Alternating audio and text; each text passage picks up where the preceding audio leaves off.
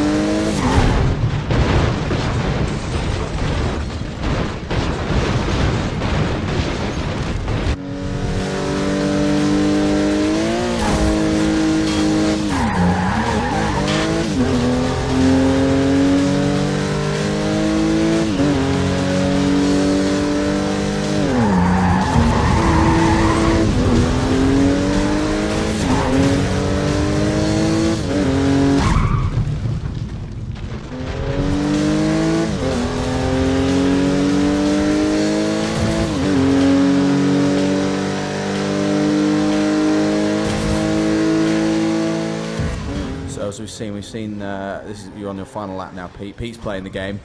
Pete, you just keep crashing. You need to stop crashing. So basically what we've seen is we've got a little bit of the flames coming out of the side of the car, but you've been drifting, you've been fragging, you've been opening up shortcuts, as we see there. So tell us a bit about what some of the gameplay mechanics that we've been seeing. So basically, the key thing in Ridge Racer Unbounded is the power bar, which you can see in the bottom right-hand corner.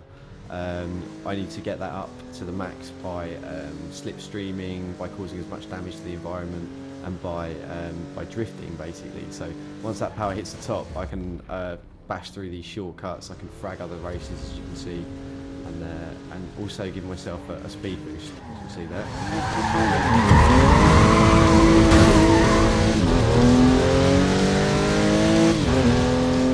Also these sort of dynamic events as well. You can use the oil tankers to take out other racers. Yeah, that's right. So if someone's trying to overtake me as I power through an oil tanker like that, then it's possible that I can destroy the other cars that are behind me. Oh, he's going to pit me, isn't he? He's not. No, you're actually going to third.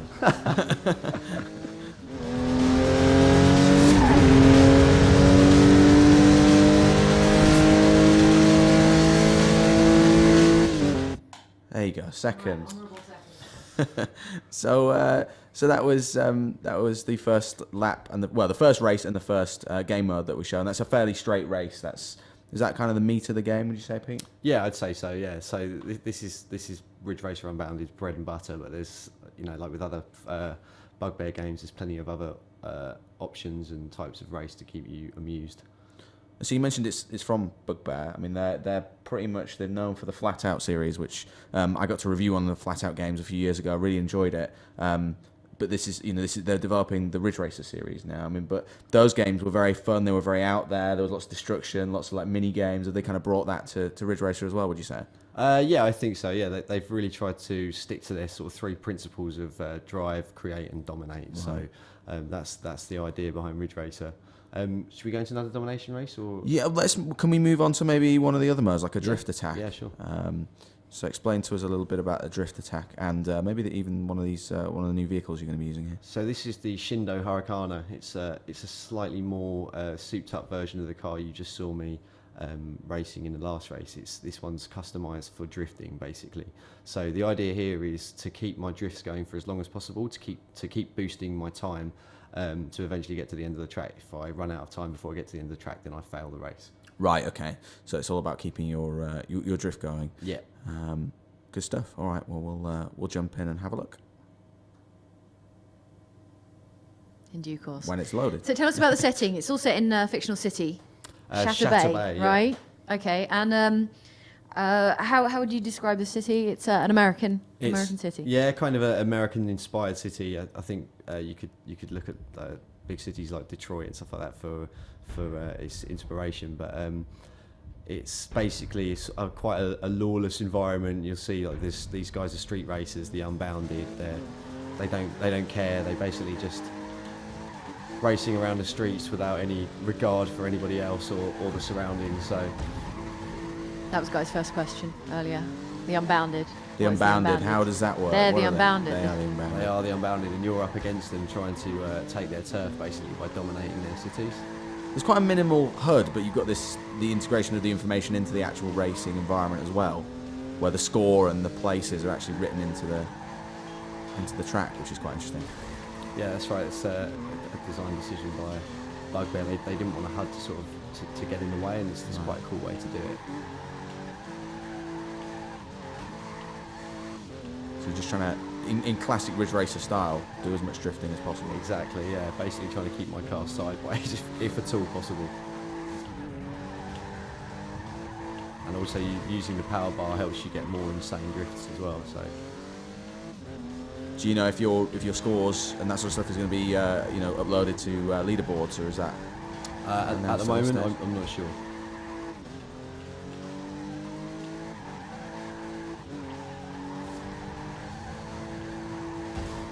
You're doing pretty well. You managed to keep plenty of time on the clock.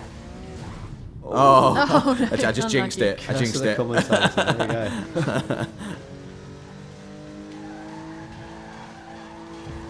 a nice drift. You're getting awards here as well, like Thrasher. Is that are you kind of unlocking new badges by doing specific things? Yeah, so basically by taking corners as quickly as possible and then getting a really good drift into them, that's how I unlock that award. That's good. Got to be happy with that. I'm pretty chuffed, yeah, considering how the last race went. Good stuff.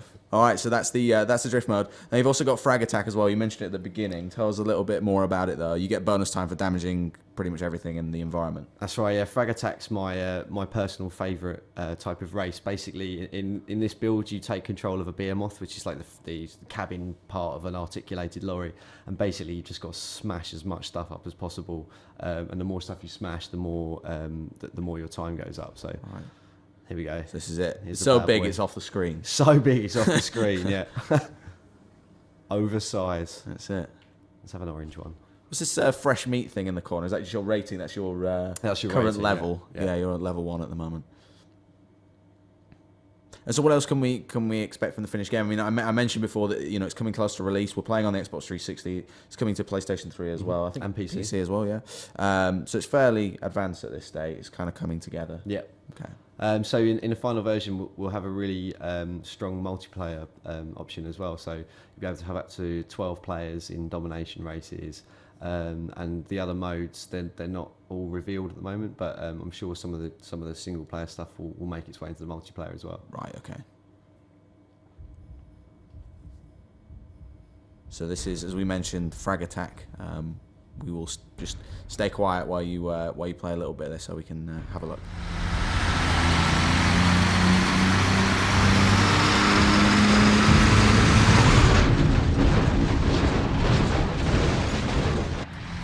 Strong start. So you got the police involved in this as well. Yeah. So you get more points for smashing up police cars. You see my time's being extended. Got triple frag.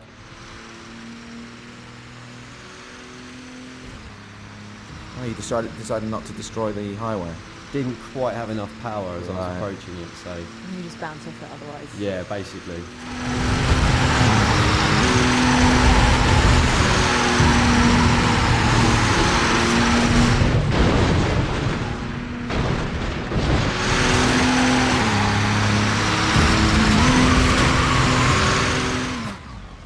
Oh no! Well, you kind of managed it.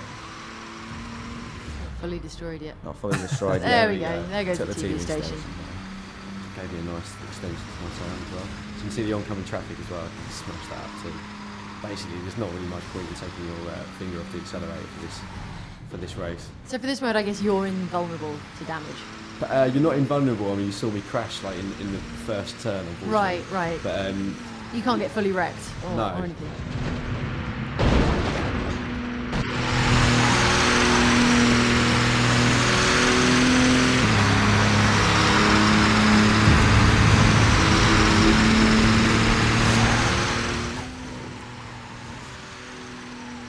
Is there a finish line as well, Peter? Do you just keep going until you run out of time? you basically keep going until you run out of time, and you'll know when you're getting near the end because the time extensions you get for destroying other vehicles and creating damage are less.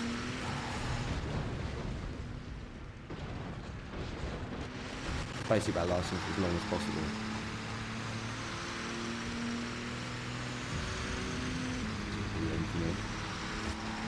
Oh, Oh, I just missed him. no, I passed it. There we go.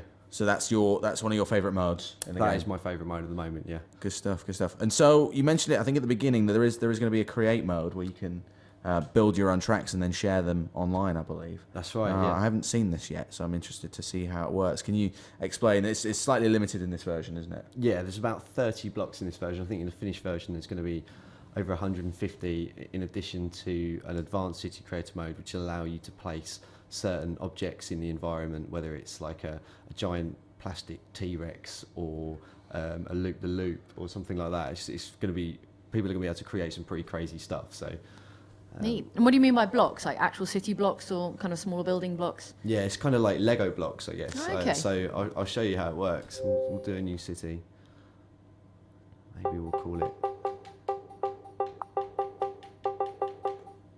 It's not very exciting, is it? We'll just. It's got a G. I would have just called it A. I was going to call it GameSpotsville, and then I realised that would take forever. Exhilarating video, yeah. So in this build, we've got 3 different types of blocks from 3 different areas. We've got the downtown, we've got the boroughs, and we've got the construction. So you can mix and match these. So every race obviously has to start with a start block. And what we'll do is we'll make a very, very quick, simple track. You can see there, it's got a bit of destruction options in there. So, and the idea behind the city creator is so that players can build tracks very quickly, very easily, and they'll look like tracks that were included in the game right from the start. So there's no sort of barrier to entry. Well, from what I've read from developer Bugbear, they have said that you not only can create a track in minutes, but you can create something to the level of what's in the game. Yeah, absolutely. That's the intention anyway. So now I've made my very basic track. I can race in it.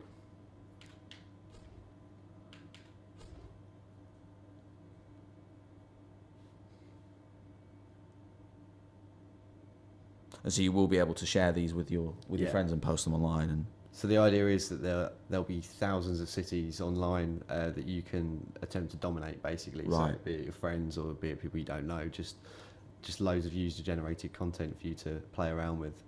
So it's not just about uploading and sharing, it's actually like dominating, being the best between your friends on each of these tracks. Yeah, absolutely.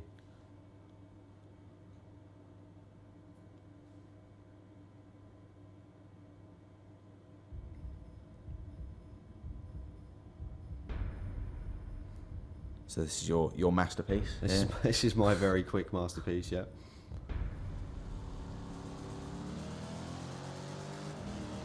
And so it's populated with AI racers as well, so they can figure out where they need to go. Yeah, they instantly know where they need to go. It's, yeah, there's no, they don't do anything too crazy. Well, that was pretty crazy. Can you create tracks for multiple modes, or are they all for domination race mode? I think you can create tracks for. You can mess around with the settings and the options. So I think in the final build we'll be able to see exactly what modes you can create for. But in this build, it's just domination. Sure.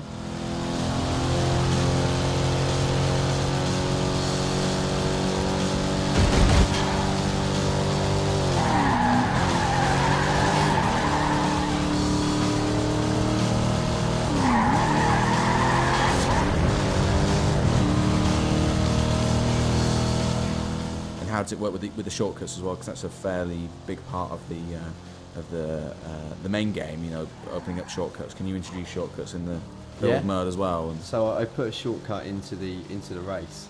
It's just every time I've gone past it, I haven't really happened, unfortunately. The shortcut blocks. Each track you create, you have a certain amount of budget to create with, and obviously the shortcut blocks cost a little bit more. Nice, that was a good take.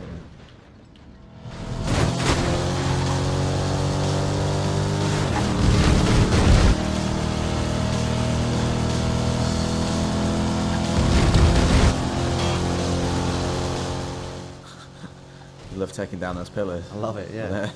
You just damn pillars. Did you see the statue there that I drove past? That's the mayor of Shatter Bay, William Shatter. Excellent.